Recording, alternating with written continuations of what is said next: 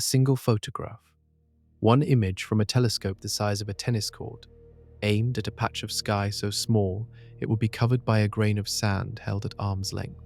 Inside that image, an estimated 10,000 galaxies, each one a city of hundreds of billions of stars, each one separated from the next by distances your mind will refuse to hold. That photograph came from the James Webb Space Telescope, and the moment it was released, astronomers went quiet.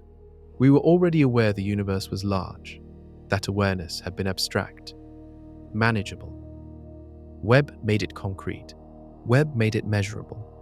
And what it measured was something that even the scientists who built it are still working to process. In the chapters ahead, we follow what Webb has actually found. Galaxies that existed before they should have. Black holes that grew faster than our models allow. A universe expanding faster than two independent methods of measuring it can agree on.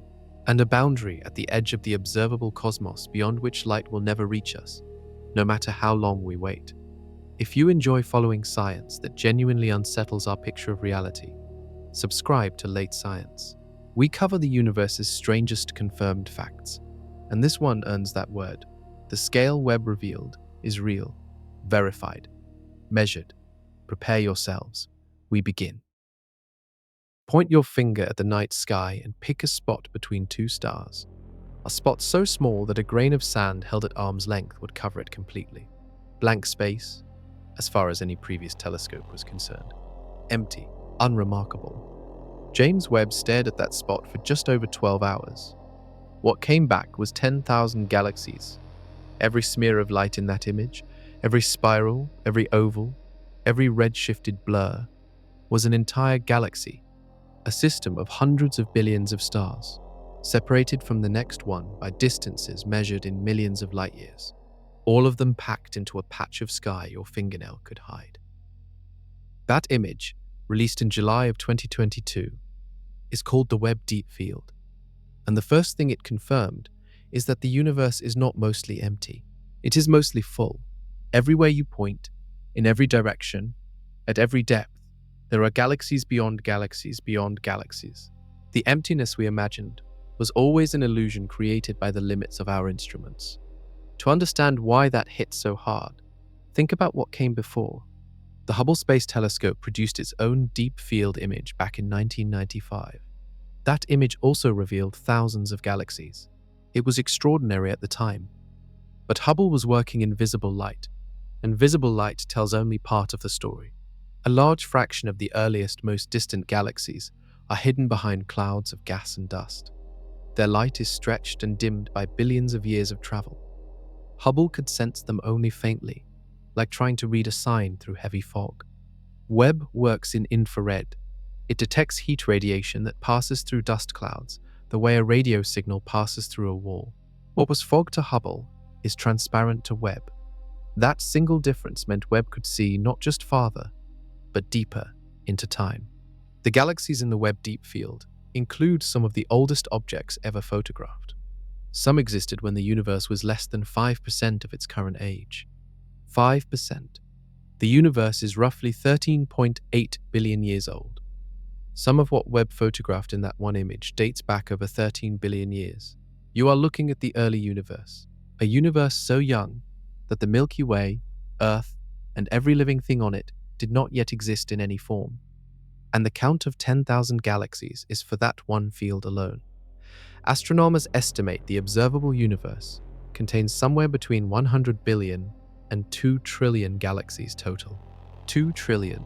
Webb did not invent that number, but its early observations suggest the upper end of that range is closer to correct than we previously assumed. The universe is denser with galaxies than our best pre-Webb models predicted. That density has a consequence. If galaxies are more numerous than expected, the number of stars is correspondingly larger. If the number of stars is larger, the number of planets is larger. If the number of planets is larger, the surface area of potential worlds across the cosmos becomes a figure so large it has no meaningful comparison to anything in human experience. Webb's first image did not just update a number, it forced a recalibration of the entire framework. Every assumption built on the idea that we had a reasonable picture of how full the universe has turned out to be an underestimate. The grain of sand hid a cosmos inside it. And what Webb found inside the earliest of those 10,000 galaxies is where the real pressure begins. Because some of those ancient galaxies should not look the way they do. They should not even exist yet. Every time Webb opens its eye, it is looking into the past. That sounds like a metaphor. It is pure physics. Light travels fast, but the universe is incomprehensibly large. Light from the nearest star beyond our own takes over 4 years to reach us. Light from the center of the Milky Way takes around 26,000 years. Light from the nearest large galaxy, Andromeda, left its source over 2 million years ago.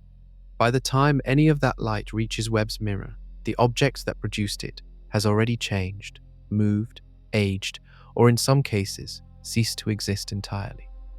Webb is positioned roughly 1 million miles from Earth, far beyond the Moon, sitting at a gravitational balance point that keeps it stable and in constant shadow.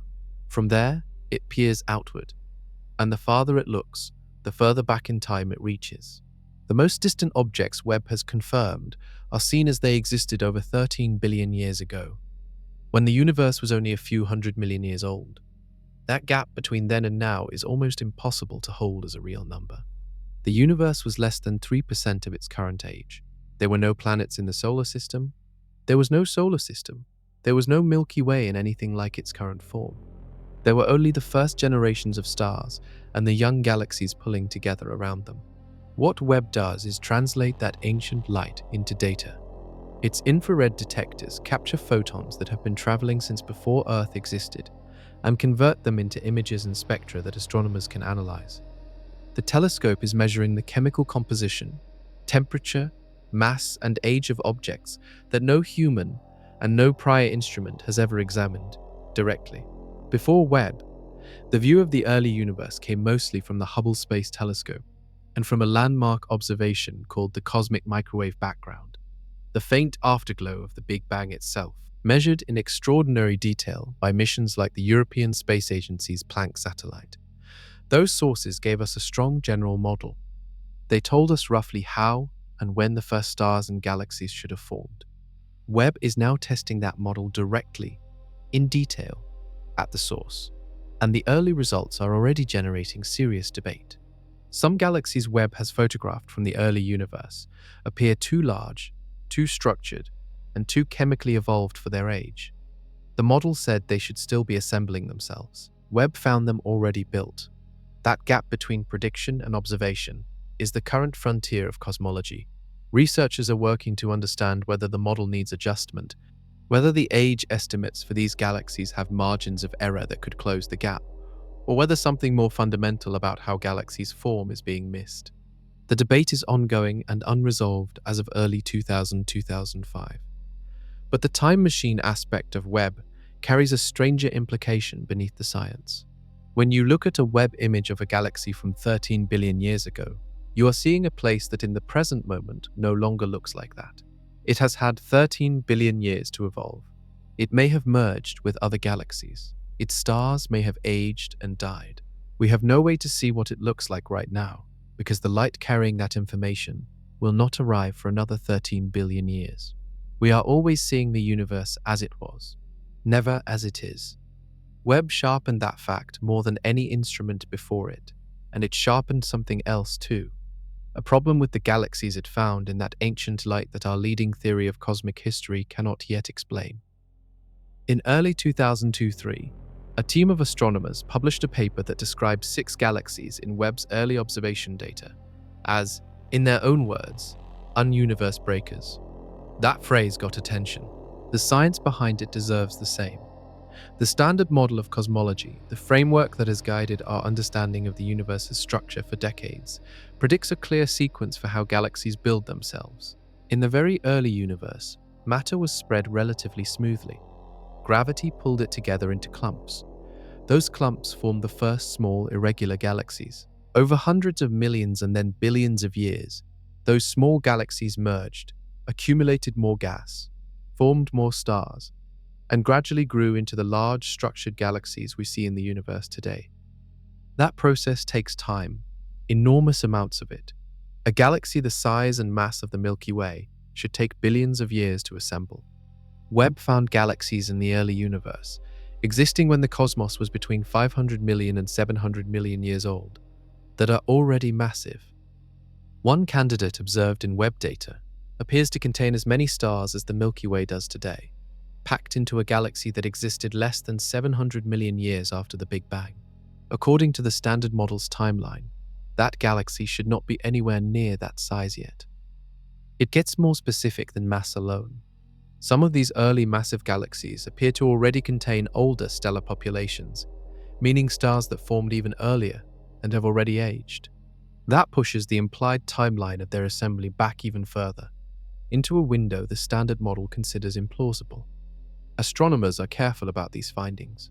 The word candidate appears frequently in the literature because confirming the exact distance and mass of a very faint, very distant galaxy requires detailed spectroscopic analysis that takes time to complete. Some early candidates have had their estimates revised after closer examination. The scientific process here is still running, but as of 2024, several of these massive early galaxies have received spectroscopic confirmation of their distance and approximate mass, and they remain genuinely difficult for current models to explain. The tension is real and being actively debated. One proposed explanation is that star formation in the very early universe was more efficient than we modeled. Stars may have formed from the available gas at a faster rate, building mass quickly before feedback mechanisms, the radiation and winds produced by new stars, had time to slow the process down. This is a plausible adjustment to the model, and it does not require abandoning the larger framework. Another possibility under discussion is that the initial density variations in the early universe were not perfectly uniform, and some regions had enough of a head start that galaxies in those areas grew faster than the average case the model describes. What makes this genuinely significant is not that the model is wrong. Models in science are tools, and tools get refined. What makes it significant is that Webb is producing observations precise enough to stress test the model in ways we could never manage before. Every refined measurement tightens the constraint on what the early universe could and could not have done. The galaxies Webb found are real. Their size is measured, and the question of how they got so large, so fast, is one of the most active research questions in cosmology right now. The answer, whatever it turns out to be, will change the timeline of how the universe we live in actually assembled itself. To see the farthest galaxies Webb has confirmed, light had to travel for over 13 billion years. That number appears constantly in cosmology discussions, and it can start to feel routine. It should not. Consider what 13 billion years of travel actually means for a photon. A photon of light moves at roughly 186,000 miles per second. It circles the Earth about 7.5 times in 1 second. In a single year, it crosses roughly 5.9 trillion miles. Multiply that by 13 billion, and you have a distance so large that every unit of measurement familiar to daily life becomes useless as a reference. Now consider that the photon did not travel that distance through still space. The universe was expanding the entire time. The space the photon was crossing was itself stretching. The source that emitted the photon was receding as the light traveled. By the time that light arrived at Webb's mirror, the galaxy that produced it is now estimated to be over 40 billion light-years away from us, even though the light only took 13 billion years to arrive. That apparent contradiction resolves when you understand that distance in an expanding universe is measured differently depending on when you measure it. The distance to the source at the moment the light was emitted was much smaller. The distance to the same source today, accounting for all the expansion that has happened since, is far larger. Both numbers are correct in their respective contexts. Webb captures that ancient light using a primary mirror 21 feet across, made of 18 hexagonal gold-coated beryllium segments that unfold in space like a mechanical flower. Each segment was polished to a precision of nanometers, fractions of a millionth of an inch, because any surface irregularity at that scale would smear the faintest signals into noise. The telescope operates at around -448 degrees Fahrenheit. That temperature is necessary because Webb's detectors are sensitive to infrared radiation, which is essentially heat. If the telescope itself were warm, its own heat would blind its sensors. At its operating temperature, Webb is colder than the surface of Pluto. It is colder than most places in the known solar system. All of that engineering exists for one purpose: to catch photons that have been traveling for billions of years and arrive at the mirror with almost no energy left. Photons so faint that Webb's detectors need microseconds to register them. Yet those photons carry real information. Wavelength tells us the galaxy's recession speed. The spread of wavelengths across the spectrum tells us what elements are present. The pattern of that spread tells us the temperature and age of the stars inside. A single photon, 13 billion years old, carries the fingerprint of a galaxy that formed before our planet's star existed. Webb is designed to read that fingerprint with enough precision to tell the difference between a galaxy that formed 300 million years after the Big Bang and one that formed 500 million years after. That distinction, 200 million years across a span of 13 billion, is within Webb's measurement capability. The implications of that precision are what the following chapters carry. Because when you can measure ancient light that accurately, every number you produce either confirms or challenges the model of how the universe evolved. And several of Webb's numbers are doing something more than confirming. Before Webb, the estimate of 200 billion galaxies in the observable universe was already a number that resisted comprehension. Then Webb's early observations started suggesting that estimate may be too low. A study published in 2016 using Hubble data, before Webb launched, had already revised the galaxy count upward to around 2 trillion, based on extrapolations from deep field images and models of galaxy evolution over time. Webb's observations are now feeding into a sharper version of that picture. Here is the mechanism behind that revision. Early in the universe's history, galaxies were smaller and more numerous.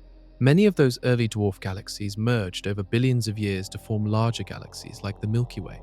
But the smaller, earlier galaxies that fed those mergers existed in enormous quantities. Older telescopes could not see most of them because they were too faint and too distant. Webb can see them, and they are everywhere. When astronomers look at Webb's deep field data and count the density of galaxies at various distances, they find that the universe at early epochs was populated far more densely with small, faint structures than our previous observations could confirm. Those structures are real. They formed. They evolved. They merged. The universe we live in today is the accumulated product of a history far more crowded than we were measuring. That crowding has a direct consequence for the cosmic web, the large-scale architecture of the universe. On the largest scales, galaxies do not distribute themselves randomly. They cluster along enormous filaments of dark matter, with vast empty regions called voids between them. The filaments intersect at nodes where the largest galaxy clusters sit, containing thousands of galaxies bound together by gravity. Webb cannot image the full cosmic web directly, because the scales involved span billions of light years and no single instrument can capture that. But Webb's precise observations of individual galaxy clusters, their distances, masses, and star formation histories, feed into the maps that cosmologists use to model the Webb structure. And those maps, refined by Webb data, show a universe where the filaments are denser and the nodes are more heavily populated than the pre-Webb estimates implied. The voids between filaments are also real and confirmed. Surveys of the large-scale universe have identified regions hundreds of millions of light-years across that contain almost no galaxies. The Boots void, one of the largest known, spans roughly 330 million light-years. Inside it, galaxies are extraordinarily rare. The contrast between these voids and the dense filaments around them defines the universe's texture at the largest scale we can map. What Webb contributes to this picture is the historical dimension. By seeing galaxies across a wide range of cosmic ages, Webb lets astronomers watch the cosmic web assemble over time. The early universe shows smaller, more scattered structures. Later epochs show those structures pulling together. The process is gravitational, slow by human standards, and enormous in every physical dimension. 2 trillion galaxies, each containing hundreds of billions of stars, arranged along a web of dark matter filaments, stretching across the observable universe. And the observable universe is itself only the portion of space from which light has had time to reach us. What lies beyond that boundary is where the scale becomes genuinely unresolvable. The universe is expanding. That has been confirmed since Edwin Hubble's observations in the 1920s.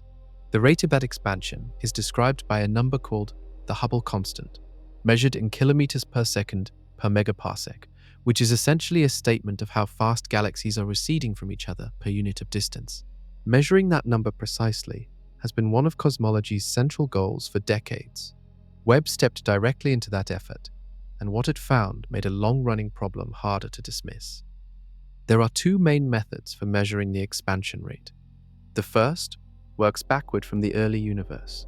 Scientists use the detailed pattern of the cosmic microwave background, the faint afterglow light from roughly 380,000 years after the Big Bang, measured with extraordinary precision by the Planck satellite. Running the physics forward from that early state gives a predicted expansion rate today of around 67 kilometers per second per megaparsec. The second method measures the expansion rate directly in the local universe. Astronomers use a chain of distance measurements called the cosmic distance ladder. The ladder starts with parallax measurements of nearby stars, moves to pulsing stars called Cepheid variables, whose brightness cycles reveal their true luminosity, and then uses that calibration to measure the distance to supernova in far galaxies. Those supernovae distances, combined with galaxy recession speeds, give an expansion rate of around 73 kilometers per second per megaparsec. 67 versus 73. Those numbers do not agree, and the disagreement has been called the Hubble tension for years. Some researchers hoped it was a measurement error that better data would resolve. Webb was specifically used to check the Cepheid variable measurements that anchor the local distance ladder. Prior telescopes had measured Cepheids in nearby galaxies, but their resolution was limited in crowded galactic regions, potentially introducing blending errors where multiple stars were accidentally measured as one. Webb's sharper resolution can separate individual Cepheid stars in those crowded fields with far greater precision. The result, published in 2203 by a large team led by Nobel laureate Adam Riess, used Webb to recheck Cepheid measurements in multiple galaxies. They found that the Hubble Space Telescope's Cepheid measurements were largely accurate. The blending errors were smaller than feared. The local expansion rate measurement did not shift significantly towards 67. The Hubble tension remained. Webb made it more precise, which made it harder to explain away. A tension of that kind, between two carefully measured values that both appear correct on their own terms, is a serious problem in physics. Either the cosmic microwave background analysis is missing something, or the local distance ladder has a systematic error that even Webb's precision has not yet found.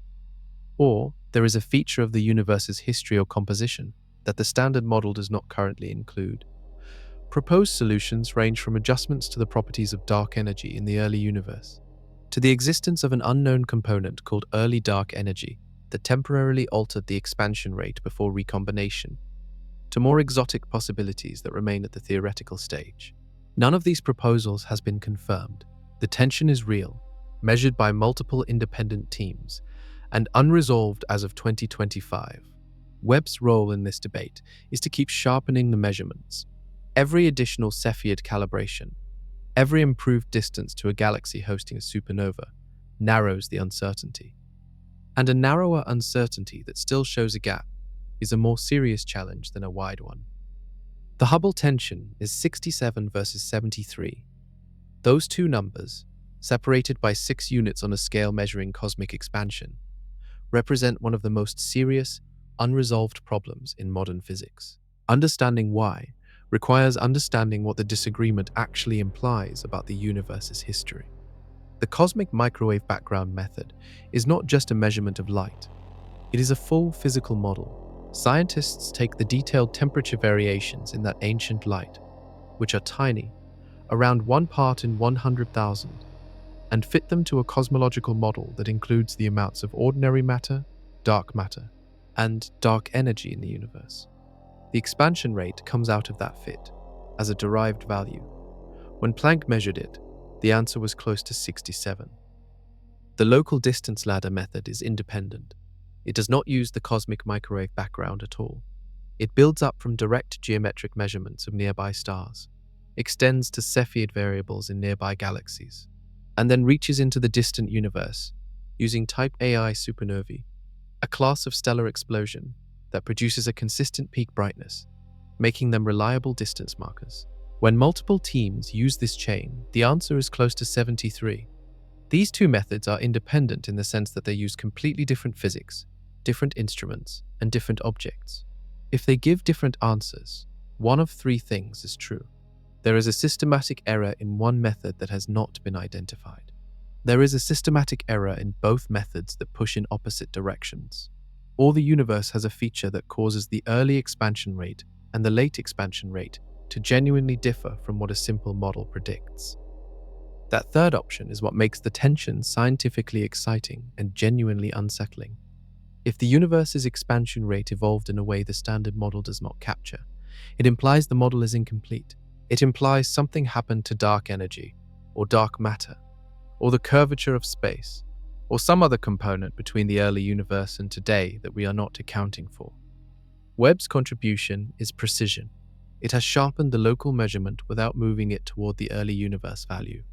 Every time measurement precision improves and the tension holds, it becomes less likely to be a measurement artifact and more likely to be real physics.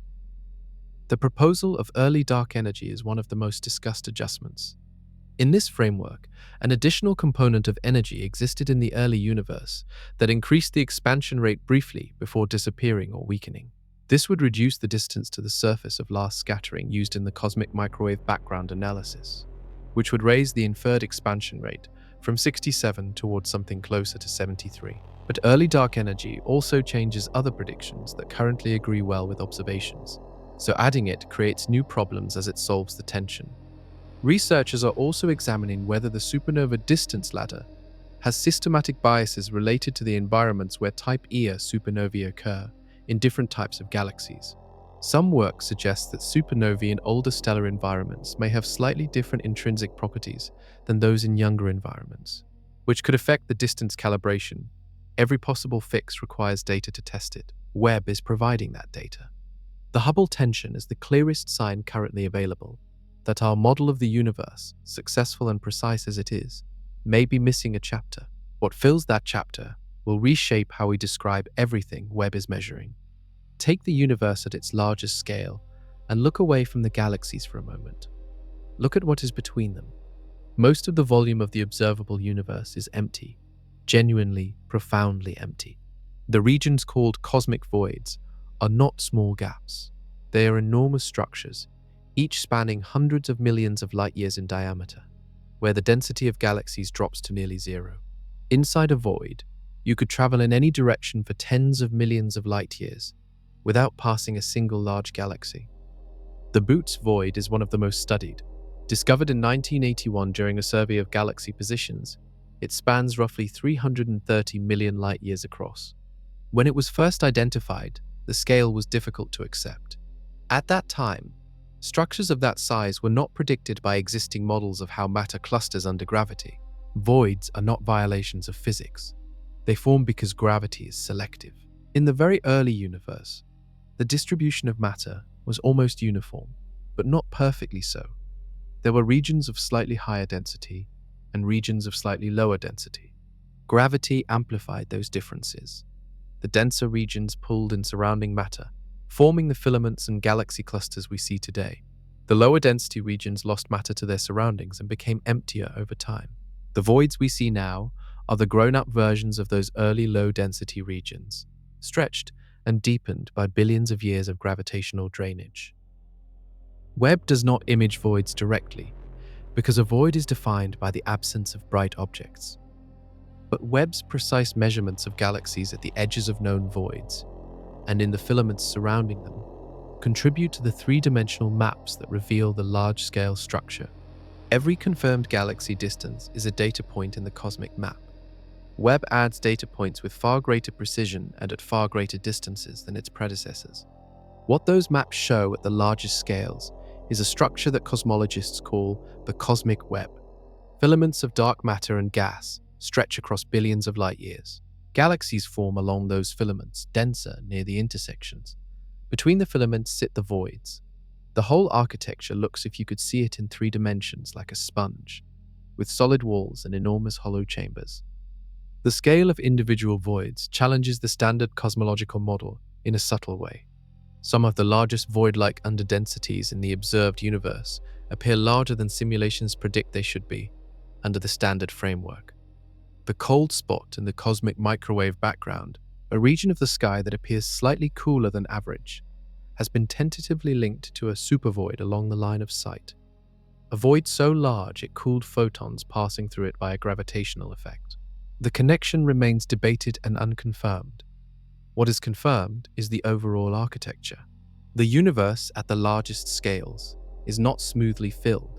It is arranged in a web of matter, surrounding vast emptiness, and the contrast between the two is more extreme than our early models of galaxy formation predicted. Webb's precision feeds that map, and the map, the more accurately it is drawn, keeps showing a universe where the structure is sharper, the voids deeper, and the filaments denser than the smooth early universe models would suggest. Something is pulling matter into tighter arrangements than expected. That something has a name. It has never been directly detected, and it turns out to be the dominant ingredient of the universe. The cosmic web has a skeleton. It cannot be photographed directly. It emits no light, reflects no light, and interacts with almost nothing that our instruments are designed to detect. Astronomers infer its presence from the way galaxies move, cluster, and arrange themselves across billions of light years. That skeleton is dark matter. Dark matter is not a theoretical convenience. Its existence is supported by multiple independent lines of evidence going back decades. Galaxies rotate in ways that their visible mass cannot explain. The rotational speeds of stars at the outer edges of galaxies are too high for the amount of ordinary matter present to hold them gravitationally. Something additional, invisible, must be providing the gravitational pull.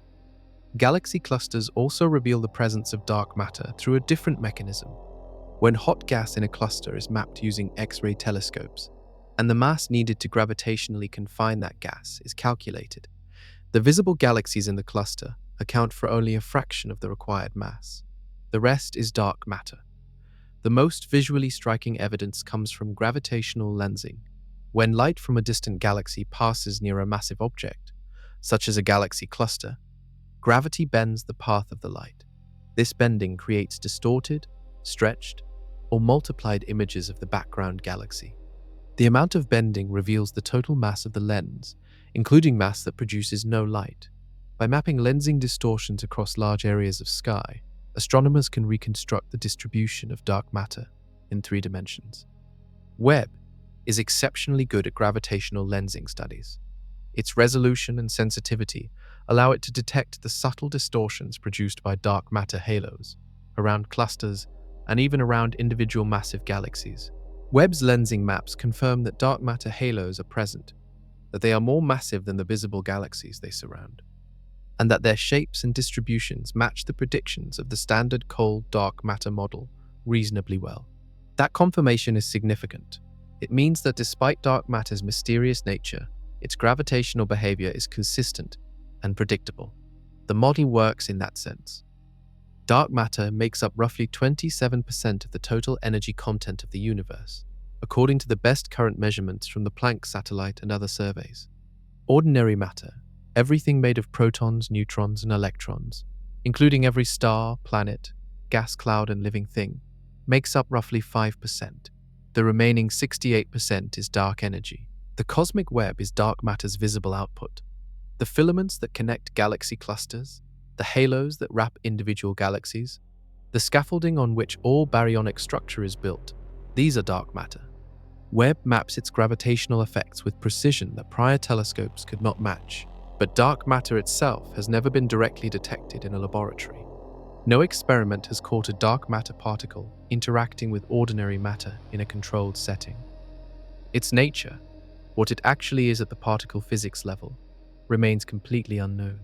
Webb can map where dark matter is and how it clusters. It cannot tell us what dark matter is made of. That question is one of the deepest in physics, and answering it would represent a fundamental expansion of the known laws of nature. The web is real. Its builder is a mystery. And it turns out the web is assembling itself faster than the simulations we use to model it would predict. When Webb began observing galaxy clusters in the early universe, the images it returned showed something that simulations of structure formation were not fully prepared for. Galaxy clusters, gravitationally bound systems containing hundreds to thousands of galaxies, appear to have been assembling their mass earlier and faster than the standard model predicts. Structure formation in cosmology follows a bottom-up logic. Smaller objects form first. Gravity then draws them together into larger objects over time. Dark matter clumps form first, drawing in gas to form stars and galaxies. Those galaxies cluster together into groups, and groups grow into clusters. The whole process is hierarchical, each step building on the last, and the timescales involved are long. Webb has observed protoclusters, the predecessors of modern galaxy clusters, at distances corresponding to the universe at around 1 to 3 billion years of age. Some of these early structures are already more massive and more spatially concentrated than standard cold dark matter simulations suggest they should be at those epochs. One well-studied case involves a system observed by Webb, where multiple massive galaxies appear to be clustered together in the early universe, at a density that, if confirmed as a gravitationally bound structure, would represent a cluster assembling much earlier and faster than the leading models expect. Follow-up observations are ongoing, and the precise mass and binding state of such systems require careful spectroscopic confirmation. The important point is not that one system is anomalous. Anomalies happen. The point is that Webb is finding these early massive structures with a frequency that, taken together, suggests structure formation in the early universe was more efficient and more rapid than our models capture. One mechanism that could explain this is an enhancement in the small-scale power of the initial density fluctuations, the tiny variations in the early universe's density that seeded all later structure. If those fluctuations were slightly stronger on small scales than the standard model assumes, gravity would have pulled matter together faster in localized regions, building massive structures earlier. Another avenue being explored is whether feedback from the first massive black holes, the supermassive black holes that Webb has found, already present in the early universe, altered star formation and gas distribution in ways that affected how quickly surrounding structure assembled. Black hole feedback is known to regulate star formation in galaxies today. Its role in the early universe is an active area of modeling. Simulations of cosmic structure formation are enormously complex.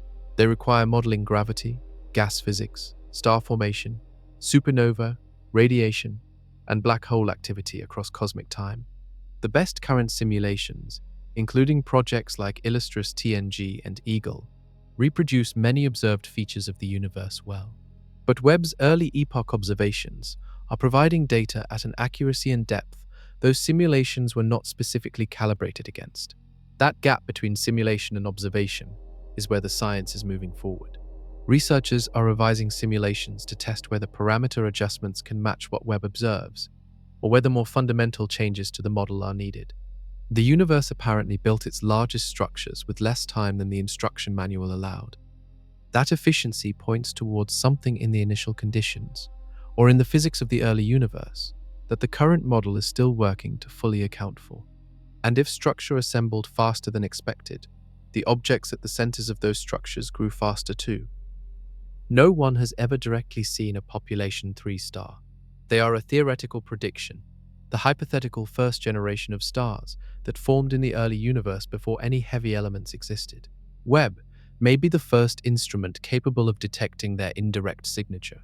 In the very early universe, immediately after the Big Bang, the only elements that existed in significant quantities were hydrogen, helium, and trace amounts of lithium. Everything heavier, carbon, oxygen, iron, calcium, every element that makes up planets and living things, was created inside stars and scattered by stellar explosions. The very first stars formed from a universe that contained only those 3 lightest elements. Stars made purely from hydrogen and helium would have had very different properties from stars today. Without heavy elements to radiate energy efficiently during formation, these early stars would have needed to be much more massive to reach the temperatures required for nuclear fusion. Theoretical models suggest population 3 stars may have been tens to hundreds of times the mass of our stellar neighbor, making them extraordinarily luminous and short-lived. They would have burned fast and died in powerful explosions, seeding the surrounding gas with the first heavy elements. Webb cannot image an individual population 3 star directly. They existed too long ago. in too distant a region, and even the most luminous individual star is too faint at cosmological distances for direct detection. What Webb can look for is the chemical signature they left behind. When population 3 stars exploded, they enriched the surrounding gas with a specific pattern of heavy elements. That pattern differs from the enrichment produced by later, lower-mass stellar generations. If Webb can measure the detailed chemical compositions of very early galaxies, the mixture of elements present in those galaxies can be compared to theoretical predictions of population 3 enrichment. In 2003, Webb detected a particularly strong emission line in the spectrum of a galaxy existing around 400 million years after the Big Bang. The line corresponds to ionized helium, and its unusual strength is consistent with, though not proven to be caused by, the presence of extremely hot, very massive stars of the kind population 3 stars are predicted to be. The finding is tentative. It requires further analysis and cannot yet be definitively attributed to population 3 stars versus other exotic possibilities. A separate search strategy involves looking for the chemical abundances in the outer regions of very old, nearby stars, which can preserve records of the early enrichment environment they formed in. Webb contributes to this by providing better context for the early universe's chemical evolution. The population 3 question matters because these stars were the hinge point between a universe of only light elements and a universe capable of making planets and life. Everything heavier than lithium in your body traces its origin back through a chain of stellar generations that began with those first invisible stars. If Webb confirms their chemical signature, even indirectly, it would close a chapter in the story of cosmic chemistry that has been open since the theory of stellar nucleosynthesis was first developed. The first stars may leave traces, they may not. Webb is the first instrument positioned to tell the difference. And while it searches for the faintest chemical whispers of the universe's first lights, it has already found something else in those early epochs that nobody expected to be there yet. A galaxy the mass of the Milky Way took billions of years to build. That is the standard story, and for most of the universe it appears to be correct. Webb found exceptions, multiple of them. The Milky Way contains somewhere between 100 billion and 400 billion stars. It has been building that population for most of the universe's 13.8 billion year history, through a combination of ongoing star formation and galactic mergers. The process was slow, hierarchical, and long. Webb has photographed galaxies in the early universe, existing when the cosmos was between 500 million and 1 billion years old, that appear to contain stellar masses comparable to or exceeding the Milky Way's current mass. One candidate, analyzed in a study published in 2023 and referred to informally by researchers as one of the universe breakers, appeared to contain a mass of stars roughly equivalent to the Milky Way, compressed into a galaxy that existed when the universe was about 700 million years old. For that galaxy to contain that many stars at that age, star formation would need to have proceeded at a rate far exceeding what current models predict for that cosmic epoch. The galaxy would have had to convert available gas into stars with an efficiency that the standard framework, calibrated on galaxies we can study in more detail at closer distances, does not accommodate. Spectroscopic confirmations, which pin down the precise distance and allow better mass estimates, have been completed for several of these candidates. The results have moderated some initial estimates, where early photometric redshifts overestimated distances in a few cases, but a core group of massive early galaxies remains confirmed and anomalous. There is a connected observation that deepens the problem. Some of these massive early galaxies appear to already be quiescent, meaning they have stopped forming stars. They consumed their available gas quickly, formed their stars fast, and then went quiet, all within the universe's first billion years. Quiescent galaxies at such early epochs are another category that standard models struggle to produce in the quantities Webb is finding. One framework for understanding this involves the role of supermassive black holes. A black hole, at the center of a galaxy, as it feeds on surrounding gas, releases enormous amounts of energy through jets and radiation. This process, called active galactic nucleus feedback, can heat the surrounding gas and prevent it from cooling and collapsing into new stars. If early galaxies hosted particularly active central black holes, that feedback could have shut down star formation fast, producing a quiescent massive galaxy at an early epoch. This is plausible and consistent with other Webb observations of early active galactic nuclei, but it requires that supermassive black holes grew to sufficient mass fast enough to produce this feedback, which brings in a separate problem of early black hole growth addressed by what Webb has found at galactic centers. The picture emerging from multiple lines of Webb evidence is of an early universe that was more productive, more violent, and more rapidly evolving than the calm, gradual story the Standard Model tells. The mechanisms driving that productivity are not yet fully understood, but every new Webb spectrum from the early universe adds another constraint, and the constraints are tightening around a timeline that the current model is increasingly struggling to reproduce. Some of the most powerful telescopes in the universe are galaxies themselves. Webb has learned to use them. When light from a very distant object passes near a massive galaxy cluster between it and us, the gravity of that cluster bends the light. The bending is not random. Gravity curves space, and light follows that curvature, deflecting toward the mass, just as a lens bends light toward its center. The result is that the cluster acts as a gravitational lens, magnifying and distorting the background object's light and delivering it to our detectors brighter than it would otherwise appear. This effect, called gravitational lensing, was predicted by general relativity and first confirmed observationally in 1979. Webb uses it as a core observational strategy. The advantage is measurable. A background galaxy that would be too faint for even Webb to detect unaided can be amplified by a factor of 10, 20, or in extreme cases more than 50, through a powerful gravitational lens. That amplification is not a distortion of the science. The light is real. The photons are the same ones that left the distant galaxy. Gravitational lensing simply redirects more of them toward the detector. Webb has targeted several known powerful lensing clusters, specifically to peer at the background universe behind them. One of the most productive of these is a cluster called El Gordo, a Spanish phrase meaning the fat one, a massive cluster in the southern sky that lenses multiple background galaxies. Another is the cluster Abell 2744, known informally as Pandora's Box, which Webb imaged in early release observations, revealing hundreds of background galaxies distorted into arcs and streaks by the cluster's gravity. Behind these lensing clusters, Webb finds galaxies that would otherwise be completely invisible at current sensitivity levels. The lensing effectively extends Webb's reach into epochs and distances that would otherwise remain inaccessible. There is a precise elegance to this. The most massive objects in the universe, the galaxy clusters that represent the peaks of cosmic structure formation, become tools for illuminating the universe's earliest and faintest objects. The architecture of the cosmos at large scales enables the science of the cosmos at small scales. Webb also uses lensing to measure dark matter distributions. The shapes of the distorted background arcs encode information about the mass distribution of the lensing cluster.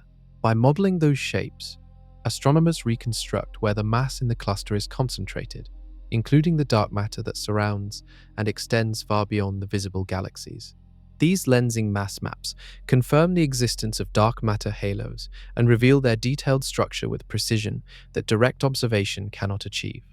One striking application of this is the study of small-scale dark matter structures. Theory predicts that dark matter halos should contain numerous smaller subhalos. Gravitational lensing of background light by individual subhalos within a larger cluster produces detectable perturbations in the lensed arcs. Webb's resolution is fine enough to detect some of these perturbations, providing a new observational test of dark matter models at scales that were previously inaccessible. Every lensing observation Webb performs is simultaneously an observation of the lens and the object behind it, the near and the far, the present structure and the ancient signal, captured in a single image. And behind some of those lenses, in the stretched arcs of gravitationally bent light, Webb has found individual stars inside galaxies over 10 billion light-years away. Stars, not galaxies, individual stellar objects, visible only because lensing amplification makes the impossible momentarily possible. Everything discussed so far has involved the universe at its largest scales, the scale of galaxies, clusters, and cosmic time. Webb operates at those scales with precision no instrument has matched. But Webb also works at the other end of the size range, And what it finds there is connected to a question that may matter more personally than the mass of a distant galaxy cluster. Are there other worlds with the right chemistry for life? Webb cannot image exoplanets directly in most cases. Planets around other stars are tiny compared to the stars they orbit, and they are overwhelmed by stellar light. But Webb uses a technique called transmission spectroscopy to analyze what exoplanet atmospheres are actually made of. When a planet passes in front of its star from Webb's perspective, a small fraction of the star's light filters through the planet's atmosphere before reaching Webb's detectors. Different molecules in the atmosphere absorb different wavelengths of that light. By comparing the spectrum of the star alone to the spectrum taken during the planet's transit, astronomers can identify which wavelengths are absorbed, and from that, which molecules are present. Webb's infrared sensitivity makes it far more capable at this technique than any prior space telescope. In 2000, Webb detected carbon dioxide in the atmosphere of a planet called WASP-39b, a gas giant orbiting a star roughly 700 light-years away.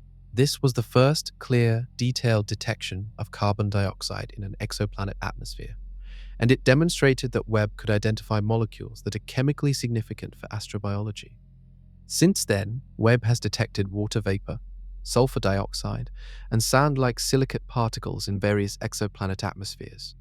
The sulfur dioxide detection in WASP-39b was particularly notable because it was produced by a photochemical reaction between molecules driven by starlight, a process called photochemistry. Detecting the products of atmospheric chemistry, not just the raw molecules, means Webb is reading the active physical processes happening in another world's sky. The targets that matter most for the life question are rocky planets in the habitable zones of their stars, regions where liquid water could exist on a surface. These planets are smaller and cooler than gas giants, making their atmospheric signals harder to detect. Webb is currently conducting observations of rocky planets in the TRAP-PIST-1 system, a set of 7 Earth-sized planets, orbiting an ultra-cool dwarf star about 40 light-years away. Early Webb observations of TRAP-PIST-1c, the second planet in the system, measured the planet's thermal emission and found it consistent with a bare rocky surface, with little or no thick atmosphere. That result does not rule out life on the other planets in the system, and observations of the others are continuing. The significance here is that Webb is the first instrument capable of characterizing rocky exoplanet atmospheres at all. Every observation is a new measurement in a territory that was completely inaccessible before 2002. If Webb finds a rocky planet in a habitable zone, with an atmosphere showing oxygen, methane, and carbon dioxide simultaneously, that combination would be a potential biosignature, a chemical signal that is difficult to produce without biological processes. No such detection has been made. The search is active.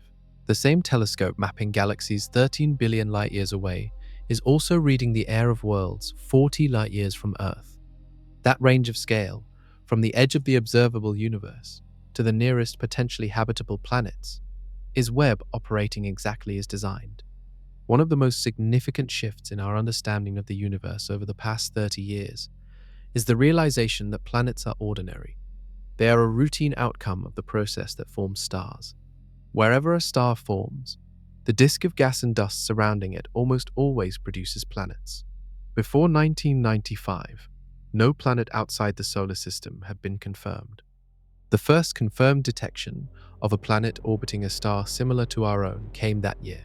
In the decades since, the Kepler Space Telescope and the Transiting Exoplanet Survey satellite have confirmed over 5,500 exoplanets, with thousands more candidates awaiting confirmation. The rate of discovery has revealed a statistical pattern. Planets are common around virtually all types of stars. Small rocky planets appear to be especially frequent. Estimates derived from Kepler survey data suggest that on average, every star in the Milky Way hosts at least one planet. Some surveys suggest the average is higher than one. Webb builds on this by characterizing what those planets are like, rather than simply detecting their existence. The transit spectroscopy technique Webb applies moves the science from counting planets to understanding them. The question shifts from how many to what kind. Apply that frequency to the galaxy. The Milky Way contains an estimated 100 billion to 400 billion stars. If each hosts at least one planet, the number of planets in the Milky Way alone is in the hundreds of billions. If a fraction of those orbit in habitable zones where liquid water could exist, and current estimates suggest somewhere between 10 and 40% of stars host a planet in or near the habitable zone, the number of potentially interesting worlds is still enormous. Scale that to the observable universe. 2 trillion galaxies, each containing hundreds of billions of stars, each star likely hosting at least one planet. The arithmetic produces a number so large it has no human reference point. Quintillions of planets. The figure is not speculative. It follows directly from the observed statistics of planet formation, combined with the confirmed galaxy counts. Webb's atmospheric studies are beginning to map the diversity of those worlds. Gas giants show a wide variety of chemical compositions. Some have clear atmospheres. Some are shrouded in thick cloud layers that block spectroscopic analysis. Some show evidence of active photochemistry. Some have clouds made of silicate minerals that rain solid particles downward through the atmosphere. Rocky planets are harder to study, and Webb's data on them is still accumulating. The TRAPPIST-1 system remains the primary target because its planets are among the most observable rocky exoplanets known.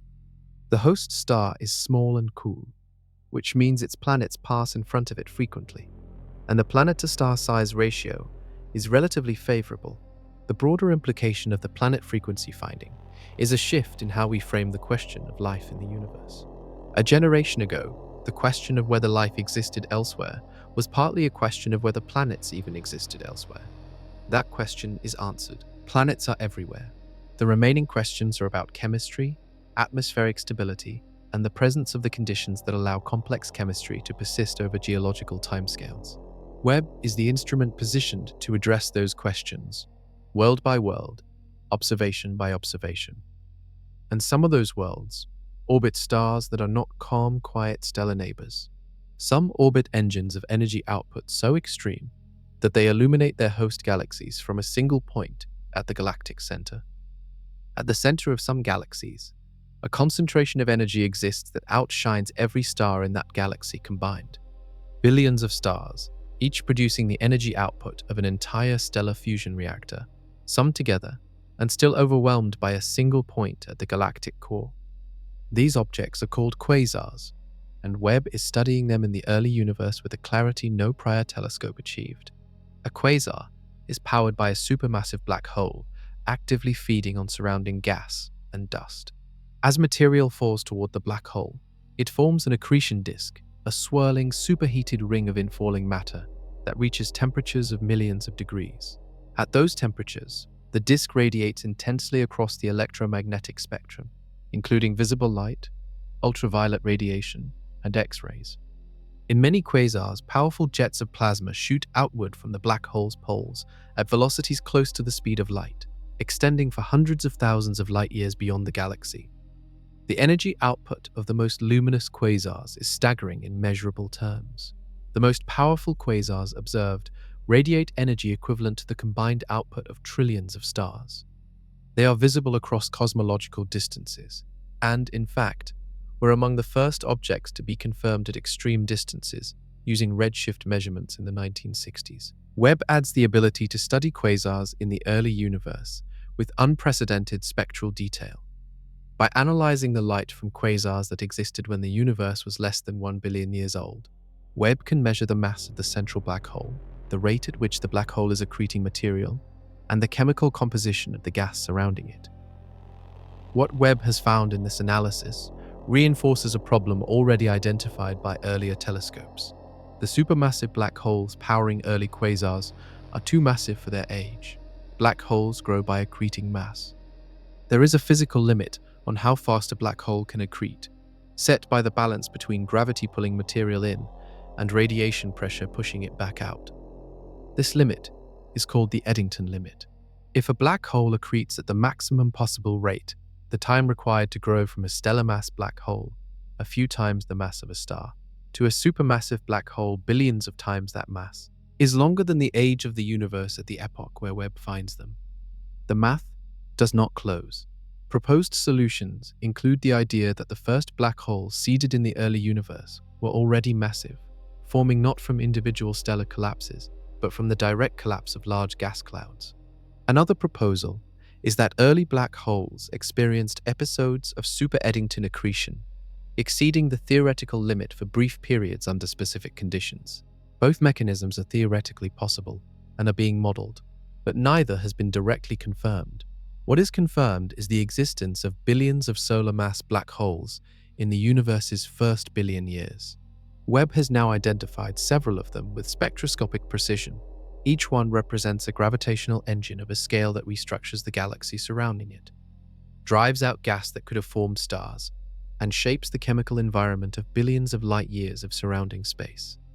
The most luminous things in the universe are powered by objects that swallow light itself, and those objects were already fully operational when the cosmos was only a fraction of its current age. The black hole at the center of the Milky Way is called Sagittarius A star.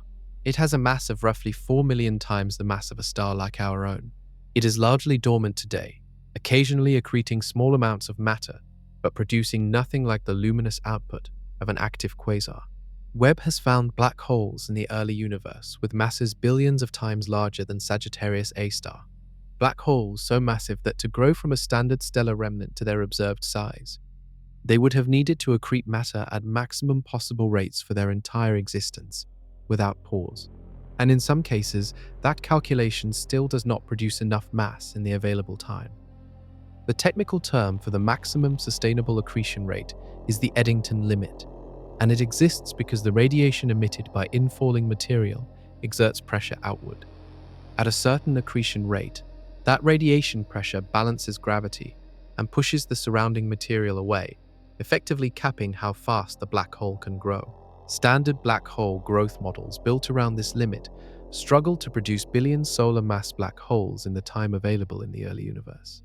Webb has studied specific early black holes in detail. One system, a quasar called UHZ-1, was identified in 2023 through a combination of Webb observations and the Chandra X-ray Observatory. The data suggests this black hole had a mass between 10 million and 1 billion times stellar mass, when the universe was only around 470 million years old. If that mass estimate holds up to further scrutiny, the growth timeline is extremely difficult to explain through standard accretion alone. Direct collapse black holes are one of the most discussed theoretical solutions. In the early universe, conditions may have existed in which large clouds of gas, rather than fragmenting into individual stars, instead collapsed directly into a single massive object, producing an initial black hole seed already many thousands of times more massive than a stellar remnant. These initial conditions would give early supermassive black holes a significant head start. The problem is that direct collapse requires specific conditions. The collapsing gas cloud needs to be prevented from fragmenting into stars, which requires suppressing the formation of hydrogen molecules that would otherwise cool the gas and allow fragmentation. This suppression can occur in regions exposed to intense ultraviolet radiation from nearby galaxies. Webb has the sensitivity to look for evidence of these conditions in the early universe, and researchers are actively searching. A second mechanism involves black hole mergers. If galaxies merge frequently in the early universe, their central black holes eventually spiral together under gravitational radiation loss and merge, producing a more massive combined black hole rapidly. Galaxy merger rates in the early universe were high, and this mechanism could have contributed to rapid mass growth, though models suggest it cannot account for the full required growth on its own. What Webb is doing in this domain is forcing the theoretical models to be specific. General ideas about early black hole seeding existed before Webb launched. Webb is now providing mass measurements, accretion rate indicators, and host galaxy properties for individual early quasars at a level of detail that distinguishes between theoretical possibilities rather than accommodating all of them. The early universe contained gravitational engines of a scale that restructured galaxies and altered the chemistry of vast regions of space, and they were already fully grown before our own galaxy had assembled its first disk. How they got there remains one of the most actively investigated puzzles in modern astrophysics. Point Webb at a column of gas and dust a few light years tall, and what comes back is an image of creation caught in the act. The Pillars of Creation, a structure inside the Eagle Nebula about 6,500 light-years from Earth, had been photographed before. Hubble captured them in 1995, and the image became one of the most recognized in astronomy. Webb photographed them again in 2022, and the result was a completely different picture. Hubble's version showed the pillars in visible light. The outer surfaces glowed, but the interiors were largely dark and opaque. Webb's infrared vision passed straight through the dust. Inside the pillars, for the first time, hundreds of newly forming stars became visible, embedded deep within the gas columns, shining at infrared wavelengths that dust cannot block. Those stars are in the earliest stages of formation. A region of gas collapses under its own gravity, slowly at first, then faster. As it collapses, it heats. The center grows dense and hot enough to begin nuclear fusion, and a new star ignites. The surrounding gas and dust that did not fall inward forms a disk around the young star, and from that disk, planets may eventually form. This process takes millions of years from initial collapse to stable star. Webb is seeing it at multiple stages simultaneously across the full extent of the pillars. The scale of the Pillars of Creation puts the activity in perspective. The tallest pillar extends roughly 4 to 5 light-years from base to tip. A light-year is roughly 5.9 trillion miles. The pillar is a structure of active star formation, spanning a distance that would take a spacecraft traveling at current human spaceflight speeds tens of millions of years to cross. Inside that structure, stars are igniting. Some of those young stars are already energetic enough to erode the pillar itself. Ultraviolet radiation from newly formed hot stars ionizes and ablates the surrounding gas, carving the irregular, finger-like shapes visible in the Webb image. The pillars are being destroyed by their own contents. Over the next few million years, the structure will disperse. But what Webb's image reveals about the broader process matters beyond the aesthetic. Star formation is happening everywhere. Every galaxy in the universe contains stellar nurseries, regions of gas and dust where gravity is collapsing material into new stars. The Milky Way produces a few solar masses worth of new stars per year on average. Some galaxies, called starburst galaxies, form stars at rates hundreds or thousands of times higher. Webb can observe stellar nurseries in nearby galaxies with enough resolution to study individual star-forming regions, not just average statistics. By comparing nurseries across different galaxies with different ages, metallicities, and environments, astronomers build a detailed picture of how the conditions for star formation change across cosmic history. One finding already emerging from Webb's nearby galaxy observations is that star formation efficiency varies significantly with environment. Dense, metal-rich regions form stars differently from the metal-poor environments of the early universe. This variation affects the predictions for how early galaxies could have built their stellar mass so quickly, connecting stellar nursery physics directly back to the puzzle of massive early galaxies. Stars form, they burn, they die. And what they scatter when they die is not just energy, but the raw material for everything that comes next. Webb watches that cycle playing out across every galaxy it images, and the chemistry those dying stars release is more relevant to our existence than any other process in the universe. Between the stars, space is not empty. It is filled with a diffuse mixture of gas and dust, called the interstellar medium, and Webb has revealed that the chemistry happening inside it is far more complex than earlier measurements suggested.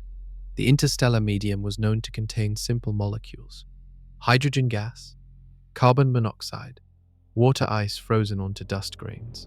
These have been detected by radio telescopes and infrared observatories for decades. But the detailed inventory of what floats between stars, the full catalogue of molecular complexity present across the galaxy, was incomplete before Webb.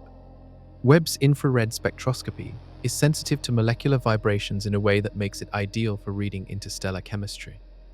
When molecules absorb infrared radiation, they vibrate at frequencies specific to their structure.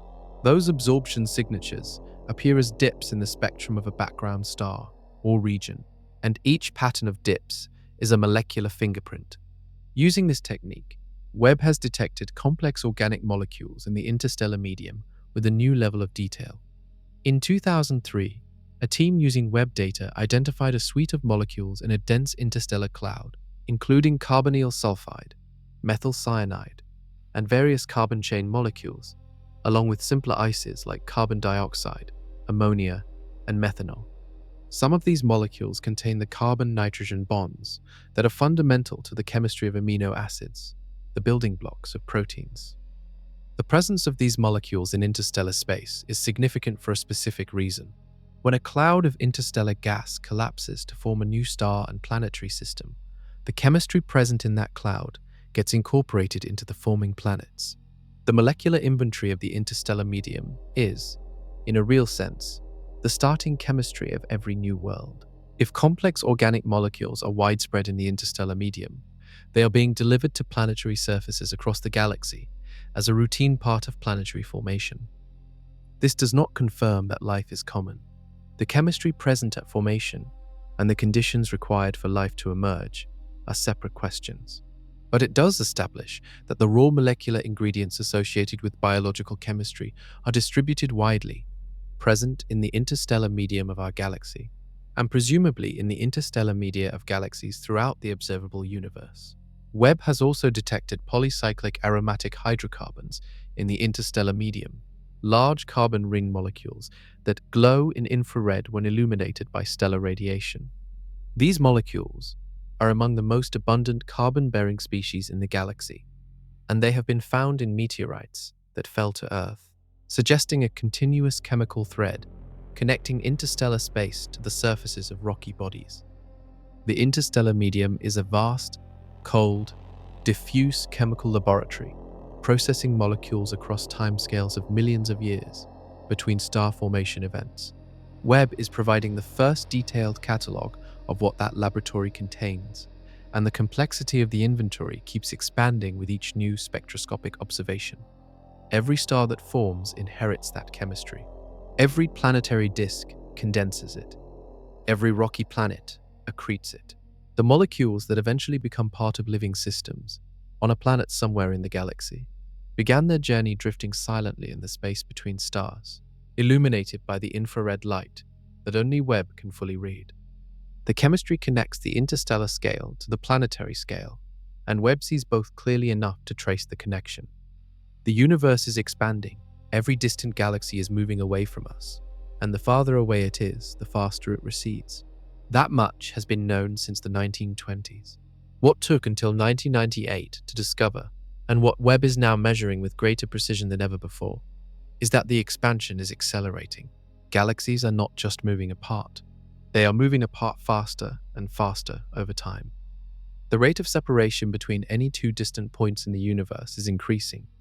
Whatever is driving that acceleration is called dark energy, and it makes up an estimated 68% of everything that exists. The discovery of accelerating expansion came from observations of Type 1a supernovae, the same stellar explosions used in the cosmic distance ladder. In the late 1990s, two independent teams of astronomers were measuring supernova distances at large cosmic distances, expecting to find that gravity was gradually slowing the expansion. Instead, both teams found that distant supernovae were fainter than expected, meaning they were farther away than expected, meaning the universe had expanded more than a constant or decelerating expansion would produce. The expansion was speeding up. Both teams were awarded the Nobel Prize in Physics in 2011 for this discovery. The result has been confirmed by multiple independent methods since then. Webb contributes to this field by improving the precision of supernova distance measurements at large distances, and by refining the Cepheid calibrations that anchor the distance ladder. Better distance measurements at greater cosmic depths help constrain the properties of dark energy over time. Dark energy, in its simplest current model, is described as a cosmological constant, a fixed energy density of empty space that does not change over time. This model, called lambda CDM, where lambda represents the cosmological constant and CDM stands for cold dark matter, fits the available data well, but it is a description, not an explanation. It says that empty space has a certain energy density. It does not say why. The value of that energy density is itself a profound puzzle. Quantum field theory, the framework that describes fundamental particles and forces, predicts that the vacuum of space should have an energy density based on the contributions of quantum fluctuations from all known fields. The predicted value from quantum field theory is vastly larger than the observed value of dark energy, by a factor that is one of the largest discrepancies between theory and observation in all of physics. There is no agreed resolution to this discrepancy. It is sometimes called the cosmological constant problem, and it has been an open question in theoretical physics since the 1980s. Webb's measurements do not solve the cosmological constant problem, but they are beginning to test whether dark energy truly behaves as a constant over cosmic time, or whether its strength has varied. A dark energy that evolves over time would require a different theoretical explanation than a simple cosmological constant. Some recent analyses of large-scale structure data, including input from Webb observations, suggest hints that dark energy may not be perfectly constant, but the evidence is not yet strong enough to be conclusive. If dark energy is not constant, the future of the universe may be different from the straightforward prediction of continued accelerating expansion. Some models suggest a varying dark energy could eventually reverse, leading to a contraction. Others suggest it could intensify, eventually tearing apart not just galaxy clusters, but stars, planets, and atoms in a scenario called the Big Rip. These outcomes are speculative and distant in cosmic time. The observational data needed to distinguish between them is exactly what Webb is designed to provide. Every large structure in the visible universe sits inside something invisible. Galaxy clusters, each containing hundreds or thousands of galaxies, are surrounded and permeated by halos of dark matter, many times more massive than the visible matter they contain. Webb maps those halos indirectly, and what the maps show is an architecture that governs the entire visible universe from behind the scenes. Dark matter halos are not uniform spheres. They have internal structure. Simulations predict that halos should contain numerous smaller concentrations called subhalos, embedded within the larger halo like bubbles within a larger mass. The galaxies we see are effectively the luminous cores of these dark matter structures. The visible galaxy is the tip. The dark matter halo is the iceberg. For the Milky Way, estimates place the total mass of the dark matter halo at roughly 1 trillion solar masses, while the visible mass of all the stars in the galaxy is a fraction of that. The halo extends far beyond the visible disk of the galaxy, out to distances of several 100,000 light-years, invisible and undetectable, except through its gravitational effects. Webb's gravitational lensing observations provide the most detailed maps of dark matter distributions currently available. By analyzing how background light is distorted by foreground mass, Webb reconstructs where the mass is concentrated in three-dimensional space. These reconstructions show that dark matter is present in the expected large quantities, that it clusters in the way cold dark matter models predict on large scales, and that the boundaries between halos and the surrounding cosmic web are structured rather than uniform. A specific test that Webb enables involves counting the number of dark matter subhalos within a larger halo. Cold dark matter theory predicts a specific abundance of substructure, a certain number of subhalos per unit of halo mass. Prior observations suggested the number of observed satellite galaxies around the Milky Way was smaller than the number of predicted subhalos, a discrepancy called the missing satellites problem. One resolution is that many predicted subhalos never gathered enough gas and stars to form visible galaxies, remaining dark and detectable only gravitationally. Webb's lensing sensitivity, by detecting the perturbations that individual dark matter subhalos produce in gravitationally lensed arcs, provides a new observational handle on subhalo counts that does not depend on those subhalos containing stars. Early results from this technique, applied to lensing systems studied by Webb and its predecessor, the Hubble Space Telescope, are consistent with a population of dark subhalos. Though pinning down exact numbers requires careful statistical analysis, still underway, dark matter's presence is confirmed everywhere Webb looks. Its nature remains unknown. Particle physicists have been searching for dark matter candidates in laboratory experiments for decades. The leading candidates include weakly interacting massive particles, axions, and sterile neutrinos, among others. None have been directly detected in a laboratory setting. Webb does not detect dark matter particles. It detects dark matter's gravity, which is both its strength and its limitation. The maps Webb produces tell us exactly where dark matter is. They say nothing about what it is. The invisible architecture is real, pervasive, and fundamental to the existence of every galaxy, every star, and every planet Webb observes. Its identity remains the largest open question in physics that direct observation has not yet closed. The largest collisions in the universe are not explosions. They are slow-motion catastrophes unfolding across millions of years, involving systems so massive that the individual galaxies within them are like dust motes in a colliding stormfront. Galaxy cluster mergers are the most energetic events in the universe since the Big Bang. When two galaxy clusters collide, each containing hundreds of galaxies and immense quantities of hot gas and dark matter, the interaction releases energy on a scale that dwarfs stellar explosions by many orders of magnitude. Yet because the distances involved are so vast, the process appears nearly still from any human timescale. Webb has observed multiple galaxy cluster mergers, contributing detailed measurements of the stellar populations, gas distributions, and lensing geometries of these systems. One of the most studied merger systems is the Bullet Cluster, located about 3.7 billion light-years away. Though the Bullet Cluster was first studied in detail by the Chandra X-ray Observatory, which revealed hot gas from the two colliding clusters displaced from the bulk of the mass, it has become a cornerstone observation for dark matter science.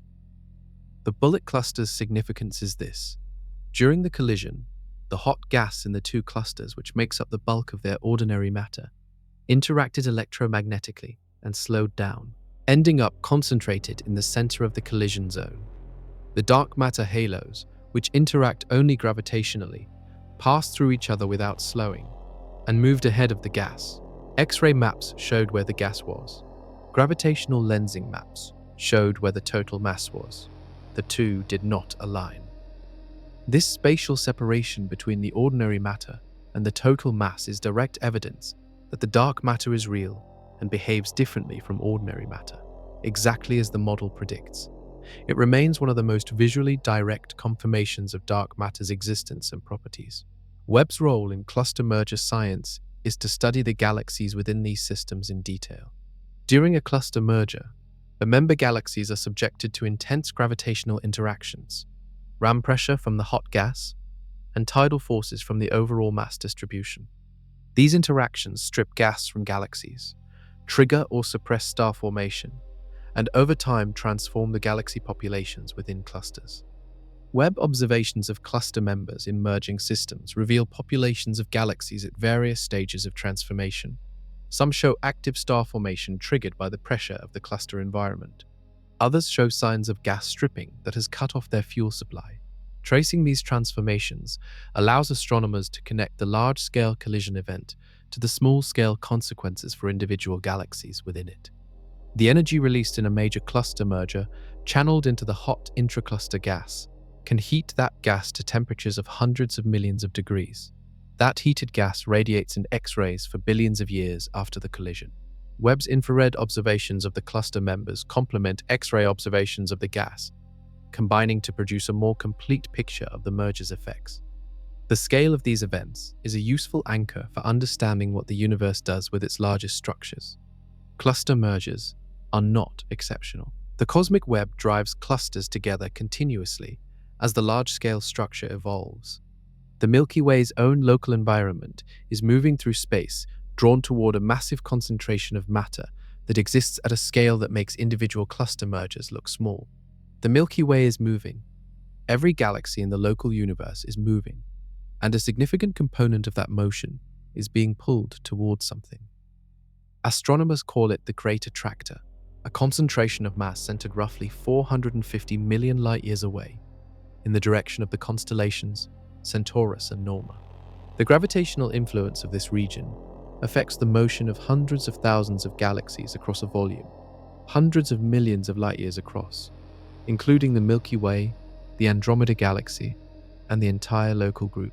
The Great Attractor was first inferred in the 1980s when astronomers studying galaxy velocities noticed that galaxies across a huge region of the sky were moving in a coordinated way that could not be explained by local gravitational sources alone. Something massive was pulling matter toward a specific point. Studying the Great Attractor directly is complicated by its location. It sits behind the plane of the Milky Way, in a region of the sky called the Zone of Avoidance.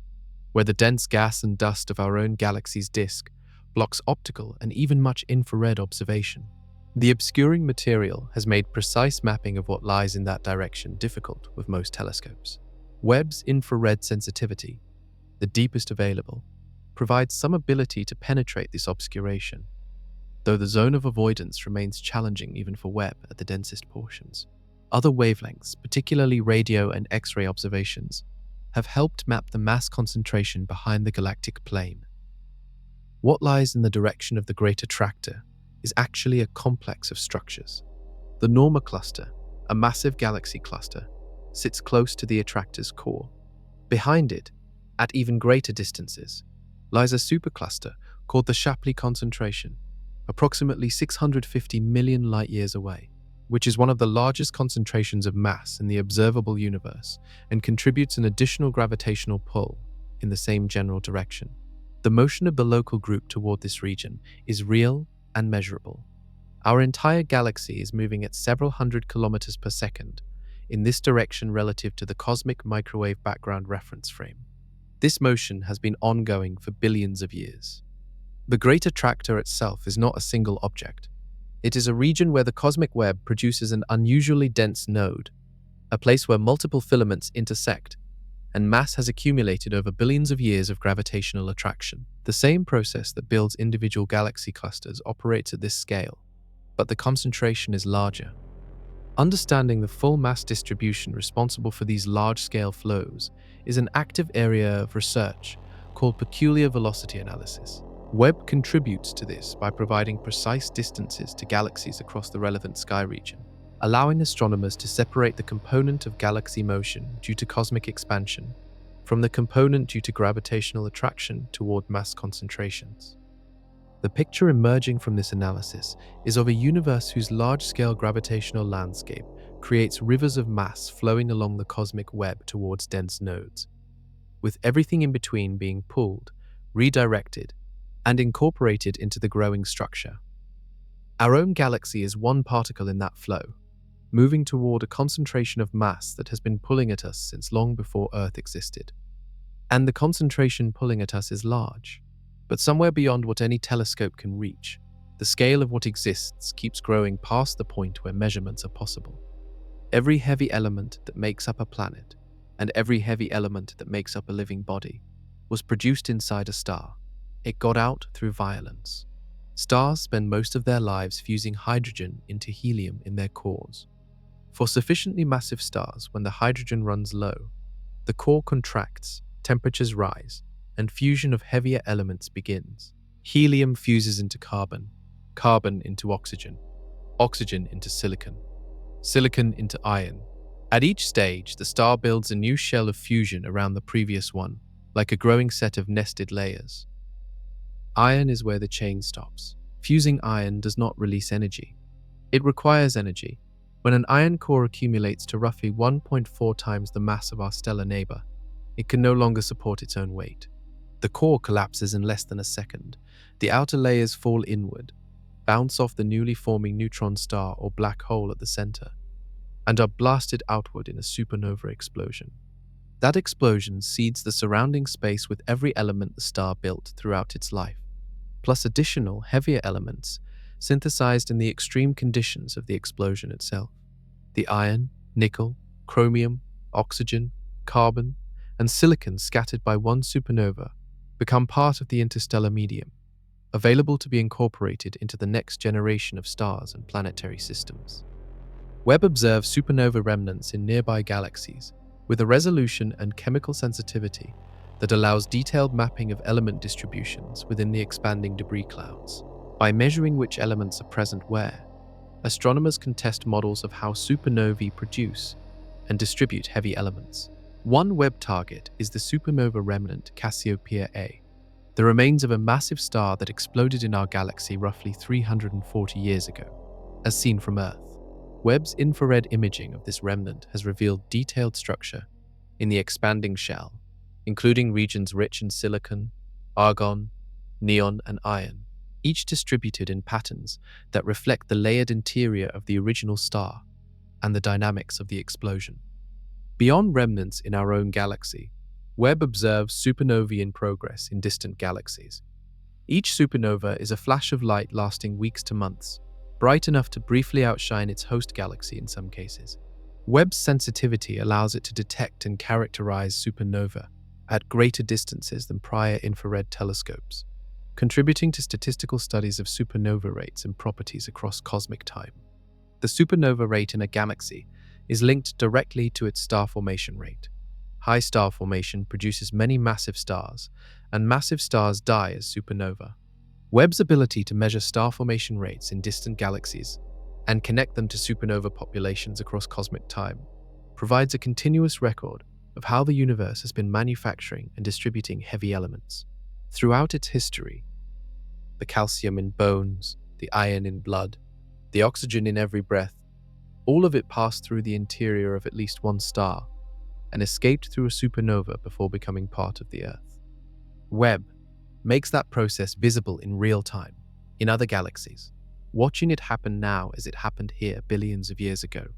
The violence of stellar death is the mechanism of chemical creation, and what those deaths create, distributed across billions of years and trillions of stars, is the raw material of the universe's most improbable outcome.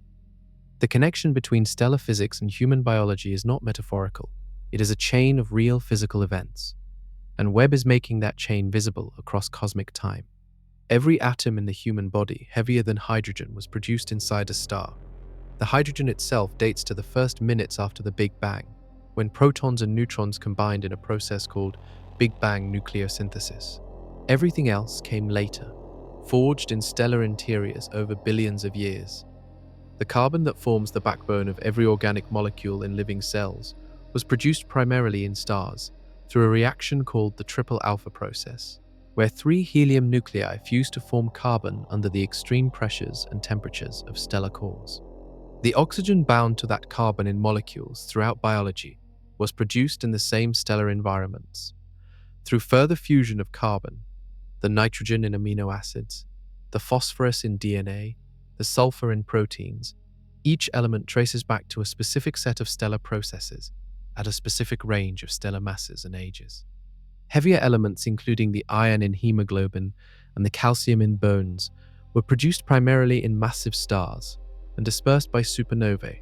Elements heavier than iron, including copper, zinc, iodine, and others present in biological systems in trace quantities, were produced in neutron star mergers, events where two neutron stars spiral together and collide, briefly producing the conditions necessary for the rapid neutron capture process that builds the heaviest nuclei. Webb has observed the aftermath of neutron star mergers through their infrared signatures. When two neutron stars collide, the event produces a gravitational wave signal detectable by instruments like the Laser Interferometer Gravitational Wave Observatory, and simultaneously an electromagnetic transient called a kilonova. Kilonovae glow in infrared as the newly synthesized heavy elements cool and radiate. Webb's sensitivity to infrared makes it an important tool for studying kilonovae and confirming the heavy element production that theory predicts. The first confirmed kilonova with detailed spectroscopic follow-up, associated with a gravitational wave event detected in 2017, showed clear signatures of strontium and other R-process elements in its spectrum, providing direct observational confirmation that neutron star mergers produce heavy elements. Webb's ability to detect kilonovae in distant galaxies and to measure the spectra of their heavy element products extends this confirmation across cosmic time. By observing kilonova rates and yields at different epochs in the universe's history, astronomers can build an account of when different heavy elements became available in the universe, and in what quantities. That account connects directly to the timing of when chemistry capable of supporting complex molecules became possible. Carbon chemistry requires carbon. Carbon requires stars. The first stars that produced and dispersed carbon were massive, short-lived population II stars that formed in the early universe and died quickly, seeding the next generation's birth clouds. By roughly 10 billion years ago, the universe had accumulated enough heavy elements in enough places to begin producing the kind of rocky, chemically rich planetary systems necessary for complex chemistry. The solar system formed about 4.6 billion years ago, incorporating heavy elements from multiple generations of stellar death. Webb photographs that entire history: early galaxies with metal-poor stars, later galaxies with richer chemical environments, stellar nurseries incorporating heavy elements into new planetary systems. The chain from Big Bang to biology runs through every image Webb produces. In 22,000, astronomers confirmed the distance to a galaxy called JADIS GSD 13-0, identified in data from the James Webb Space Telescope's JADIS survey, the JWST Advanced Deep Extragalactic Survey. Its light left the galaxy when the universe was approximately 325 million years old. 325 million years after the Big Bang. The universe is 13.8 billion years old. This galaxy existed when the cosmos had completed less than 3% of its current lifespan. It existed before the Milky Way, before the solar system, before Earth, before any rocky planet in our neighborhood had any reason to exist. And it already contained stars. That fact carries weight beyond the number. A galaxy requires a formation history. Gas must collapse. Stars must ignite. The galaxy must accumulate enough mass to be detectable. The existence of a structured, star-containing galaxy at 325 million years means the first stars formed even earlier. The first gas collapses happened even earlier. The first density fluctuations that seeded structure were already working from the very first moments of the universe's existence. The light from this galaxy has been traveling for over 13 billion years to reach Webb's mirror. The photons that carry its image were emitted before the Earth existed, before the solar system existed, before the Milky Way had assembled its spiral arms. They traveled through a universe that built and destroyed entire generations of stars in the time they spent crossing space. When they arrived at Webb, they had been stretched by the expansion of the universe from ultraviolet wavelengths, the wavelengths at which they were originally emitted, to infrared wavelengths, the only wavelengths Webb can detect at this extreme distance. That stretching, called redshift, is how Webb identifies the distances of the farthest objects. The more stretched the light, the earlier in the universe's history the source existed. JADE's GSD 13-0 is not the final word. Webb's ongoing surveys continue to push the confirmed distance record further. In 2023 and 2024, candidate galaxies at even greater distances were identified in Webb data, with some potentially existing at redshifts corresponding to the universe at 200 million years of age or less. Spectroscopic confirmation of these candidates is ongoing. The practical implication of finding formed galaxies this early is that the universe's first chapter, the transition from the nearly smooth post-Big Bang state to the first recognizable cosmic structures, was compressed into a shorter window than the standard model comfortably accommodates. Structure formation was efficient, fast, and began producing detectable galaxies earlier than calibrated simulations predicted. This is not a crisis for cosmology. Models are being adjusted, simulations refined, initial conditions reconsidered. Science proceeds through exactly this kind of pressure from new data, but the direction of pressure is consistent. Every confirmed record-breaking distant galaxy Webb finds is another data point showing that the early universe was more active and more productive than the pre-Webb picture suggested. The farthest object we have ever confirmed seeing is already a galaxy, already assembled, already making stars, already chemically enriching its surroundings, already doing the work of a cosmos that had arrived, fully operational, before our own galaxy had been born. The observable universe has a boundary. It is not a wall. There is no surface to reach.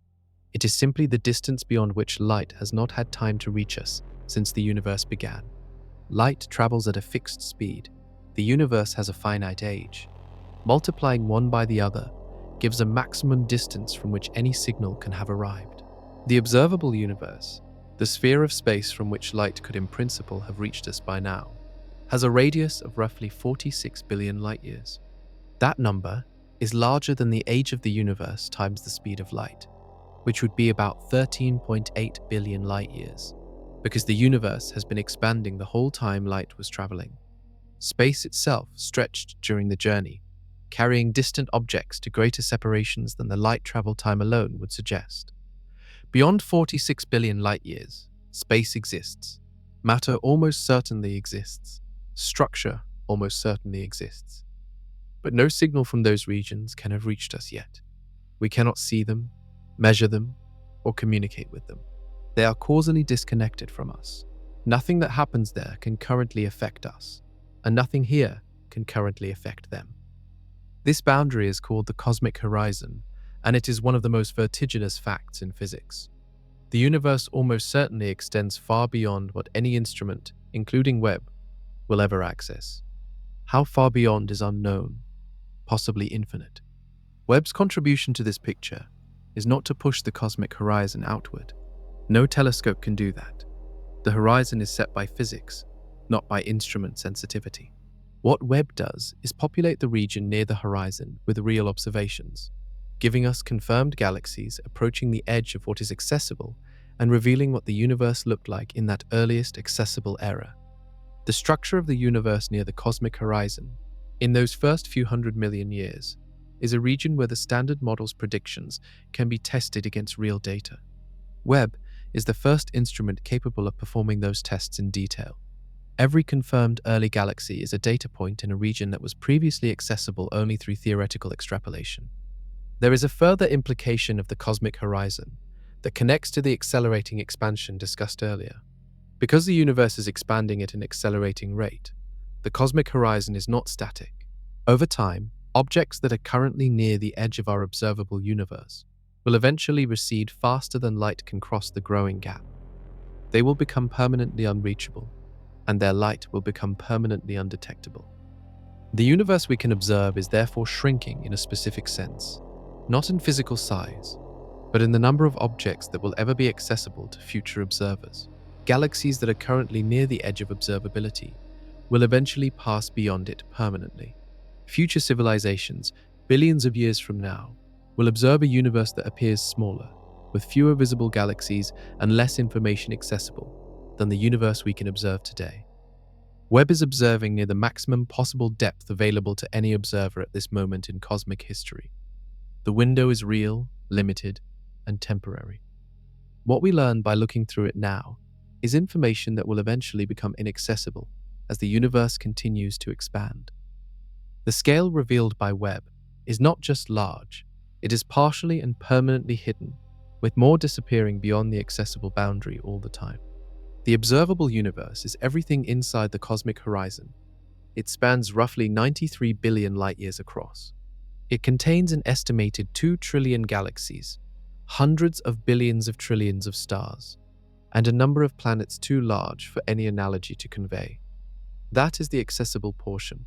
Beyond that boundary lies the rest of the universe, the part that physics says almost certainly exists, and that no observation will ever reach. The size of the full universe is genuinely unknown. Current cosmological models constrain it, but cannot determine it precisely. Measurements of the cosmic microwave background by the Planck satellite show that the geometry of the observable universe is flat, or extremely close to flat, within the precision of current measurements. In a universe with flat geometry, the total universe is either infinite or vastly larger than the observable portion. Some models that fit the available data suggest the full universe could be at least 250 times larger than the observable portion in linear scale, meaning enormously larger in volume. Others allow for a universe that is infinite in extent. The concept of inflation, the theoretical period of exponentially rapid expansion in the universe's first fraction of a second, predicts that the full universe is far larger than the observable portion. Inflation takes quantum-scale regions and expands them to cosmic scales in an almost immeasurably short time. If inflation occurred, and the evidence from the cosmic microwave background's pattern of fluctuations strongly supports the occurrence of something like it, then the universe beyond our horizon is not just slightly larger, it is incomprehensibly larger. Some inflationary models predict that inflation produced not one, but many distinct regions of space, each with potentially different physical conditions, in a scenario called eternal inflation. This is speculative territory, firmly at the theoretical frontier, and not directly testable with current observations. Webb cannot observe beyond the cosmic horizon, and no instrument ever will. What Webb does is sharpen our understanding of the observable portion, so precisely that it constrains the models that describe what lies beyond. Every measurement of the Hubble constant, every confirmed early galaxy distance, every dark energy constraint Webb produces, feeds into the cosmological models that make predictions about the full universe's structure. Better measurements of the observable produce better constraints on the unobservable. The observable universe itself, 13.8 billion years old and 93 billion light-years across, is already a scale that defeats human comprehension. The acknowledgement that it represents only a fraction, possibly an infinitesimal fraction, of a larger whole, adds a layer of epistemic humility to every Webb observation. What Webb photographs is real, confirmed and precisely measured. It is also a sample, a slice, a window. The universe behind that window is larger than the window by a margin that cannot be determined, and may have no determined value at all. Every Webb image, then, is both a triumph of observation and a reminder of what observation cannot reach. The 10,000 galaxies in a grain of sand of sky represent a tiny portion of the observable universe, which represents an unknown fraction of the full universe. The numbers do not resolve into anything manageable. They keep expanding as the measurement precision improves. Webb does not make the universe smaller and more comprehensible. It makes the visible portion of a larger unknown larger than it was before. To see the oldest light in the universe, Webb had to become one of the coldest objects in the solar system. The engineering required to achieve that is as extreme in its own domain as the cosmic scales Webb measures are in theirs.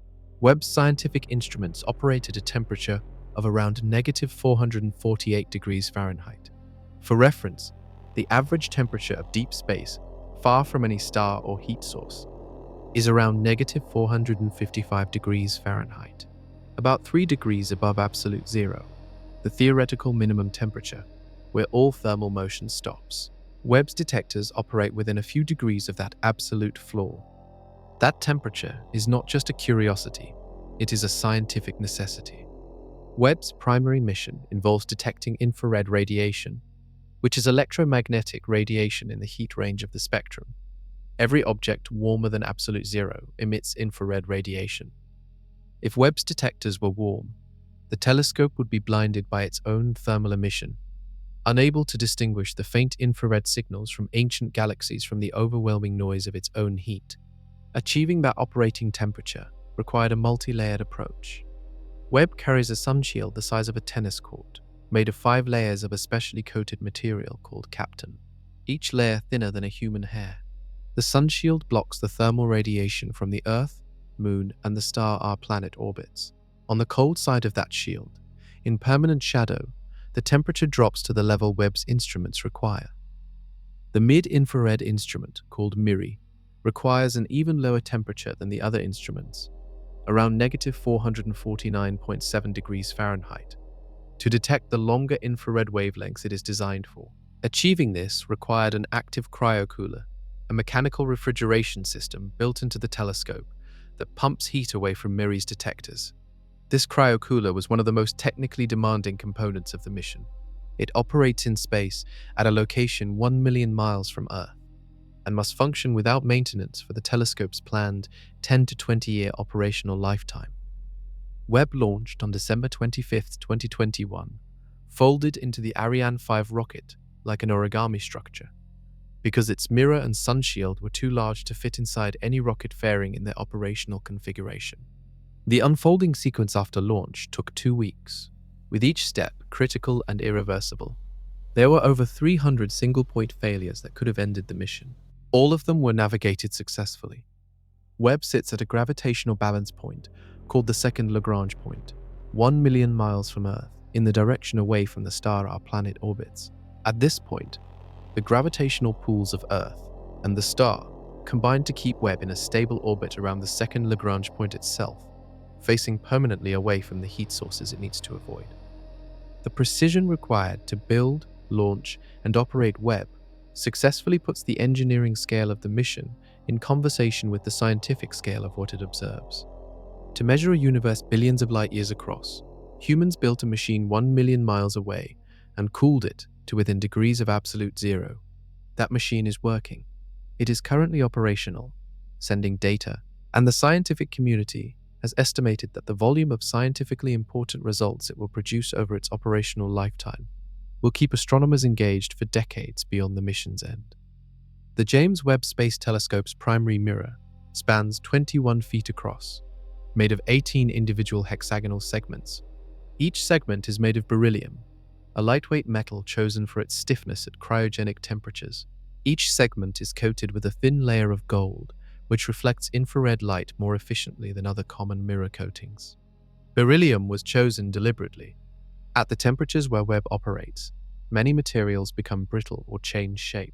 Beryllium maintains its structural integrity and, critically, its precise shape, even as temperatures drop to near absolute zero.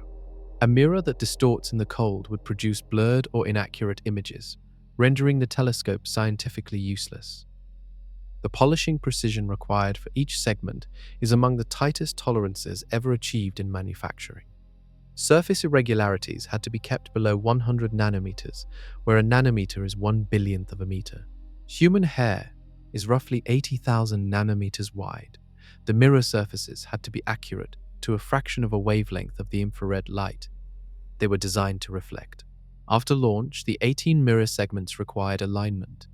Each segment can be moved with actuators, tiny motorized mechanisms that adjust the segment's position and tilt with nanometer scale precision.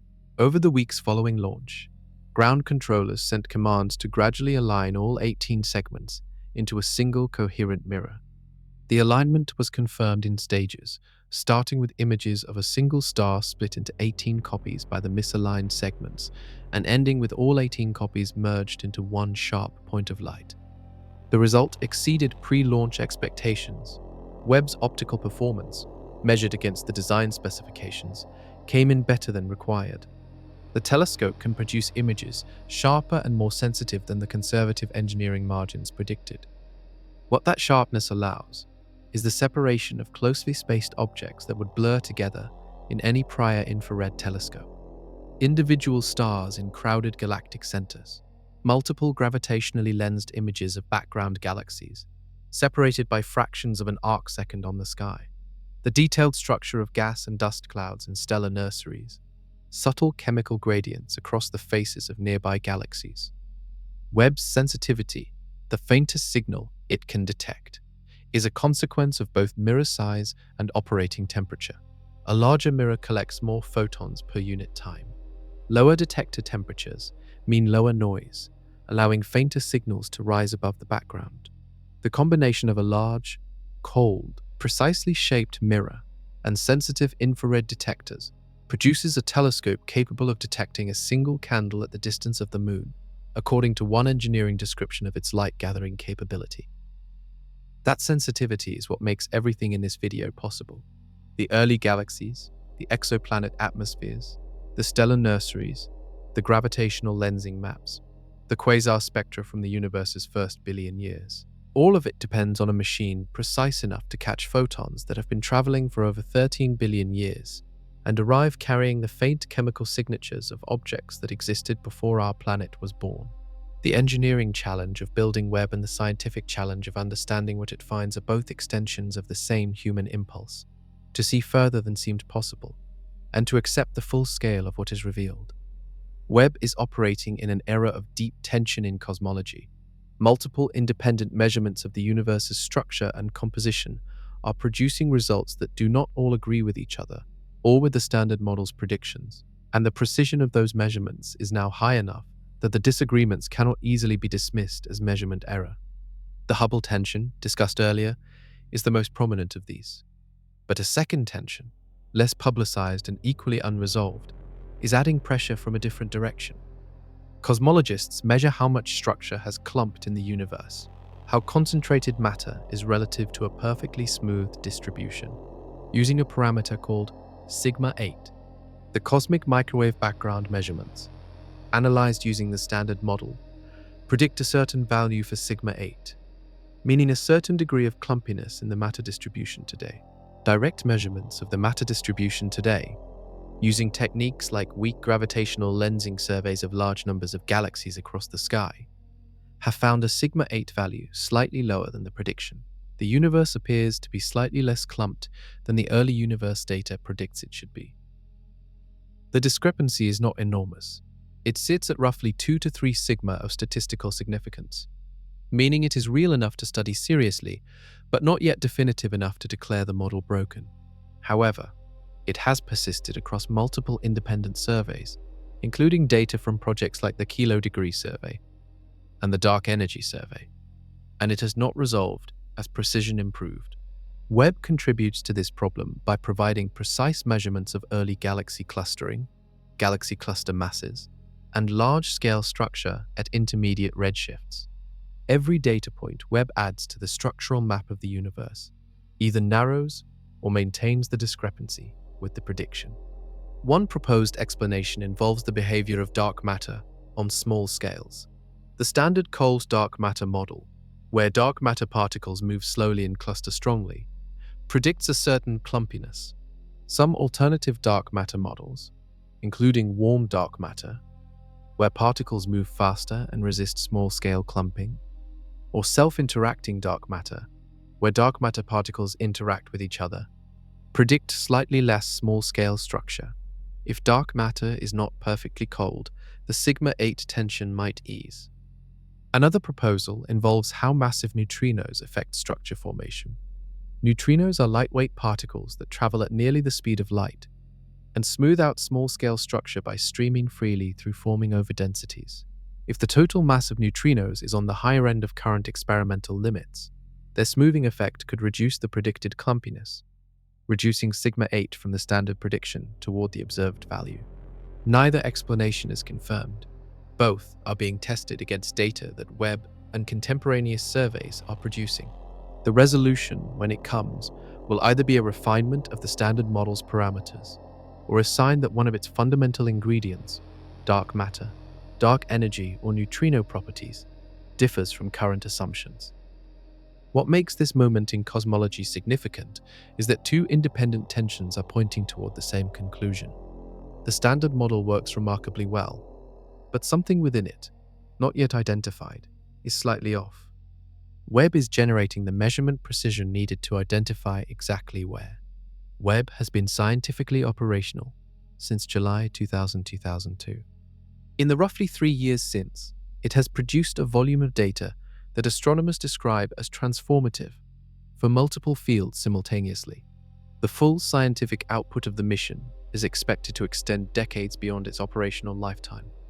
The sheer number of confirmed results already in the published literature spans areas that had previously been studied by entirely separate communities with separate instruments. Early universe galaxy formation, exoplanet atmospheric chemistry, stellar nursery physics, gravitational lensing dark matter maps, quasar host galaxies, kilonova spectroscopy, supernova remnant chemistry. Each of these fields received significant contributions from Webb in its first few years of operation. The rate of published papers using Webb data has been high. Within the first year of science operations, hundreds of refereed scientific papers using Webb observations appeared in journals. The pace has continued, with Webb data feeding into research programs that span the full range of modern astrophysics. Part of what makes Webb's output unusual is its simultaneity of scale. Prior telescopes were often optimized for specific distance ranges or object types. Hubble excelled at visible light observations of objects, from nearby star systems to moderately distant galaxies. Spitzer, an earlier infrared space telescope, covered infrared wavelengths but with a much smaller mirror and lower sensitivity. Webb combines the aperture needed to see extremely faint, distant objects with the infrared wavelength coverage needed to observe everything from cold nearby objects to the redshifted light of the early universe in a single instrument suite. That simultaneous coverage means that findings in one domain often connect to findings in another. The chemical abundances Webb measures in the interstellar medium connect to the atmospheric compositions it detects on exoplanets. The early galaxy mass measurements connect to the black hole growth timeline problem. The gravitational lensing dark matter maps connect to the sigma-8 tension. Webb's observations are cross-linked in ways that prior telescope data rarely was, because prior telescopes rarely covered the full range of scales. Webb also operates as a community resource. The Space Telescope Science Institute, which manages Webb operations, allocates observing time through a competitive proposal process open to researchers globally. Early release observations were made immediately public, allowing the worldwide astronomical community to begin analyzing Webb data from the moment it arrived. The archive of Webb data grows continuously and remains publicly accessible. One practical measure of Webb's impact is the number of pre-launch assumptions it has already forced researchers to revise. The galaxy mass-to-age problem, the Hubble tension made more precise, the chemistry of exoplanet atmospheres, detectable for the first time, the detailed structure of stellar nurseries revealed behind dust, the sigma-8 tension maintained at higher precision. Each of these represents a pre-Webb expectation that Webb's data has either confirmed, refined, or put under active pressure. The telescope launched with a fuel reserve sufficient for a minimum 10-year mission, and possibly 20 years or more of operation depending on fuel consumption. Estimates after launch suggested the fuel was used so efficiently during orbital insertion that the mission lifetime could extend well beyond the original design target. Every additional year of operation means another year of data at the precision and depth that only Webb currently provides. Webb has measured a universe of 2 trillion galaxies. It has photographed light from galaxies that existed 325 million years after the Big Bang. It has found black holes billions of times more massive than stellar remnants growing faster than current theory allows. It has detected the chemistry of worlds 40 light-years away and the structure of voids 300 million light-years across. It has sharpened 2 major tensions in the standard cosmological model and revealed a universe more crowded, more rapidly structured, and more chemically active in its early epochs than the pre-Webb picture captured. What does that scale mean for anything beyond the numbers? The first thing it means for science is that the standard cosmological model is being stress-tested with a precision that prior instruments could not achieve. The model survives the pressure. It is the most successful description of the universe's large-scale properties ever constructed.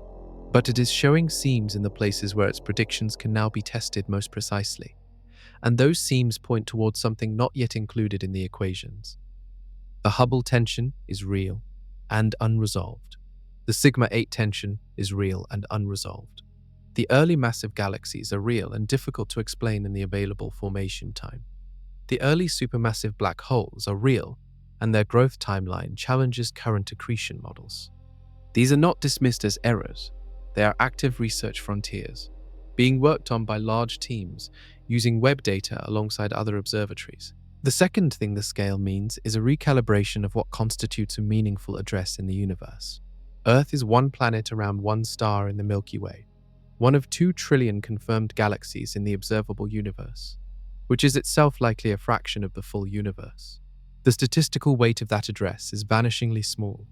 That fact has been acknowledged in cosmology since the Copernican revolution, but Webb makes it concrete in a way that prior instruments, with their low resolution and smaller sample sizes, could only gesture toward. The third thing is specific to the question of life. Webb's atmospheric detections on exoplanets, its mapping of organic chemistry in the interstellar medium, its statistical contribution to the count of potentially habitable worlds. All of these observations move the question of life in the universe from philosophical speculation toward empirical constraint. No biosignature has been confirmed. The search is active. Webb is the first instrument with the sensitivity to find one, if it is detectable. What Webb has not found, what no observation can provide, is a limit to the scale. Every improvement in measurement depth has revealed more structure, more galaxies, more chemical complexity, more physical tension with simple models. The universe observed with greater precision does not simplify. It deepens. Scientists who work with Webb data regularly describe the experience of processing its images and spectra as cognitively destabilizing. The scale is real, the measurements are confirmed. The universe is this large, this old, this full, and this far from simple. Webb revealed something genuinely hard to hold, not a mystery in the comfortable sense of a puzzle waiting for a clean solution, but a scale and a depth that keeps growing as the precision of observation improves, pointing toward a universe that our instruments can measure more accurately with every generation and that our intuitions may never fully absorb. That gap between what is measured and what can be fully grasped is where Webb leaves us.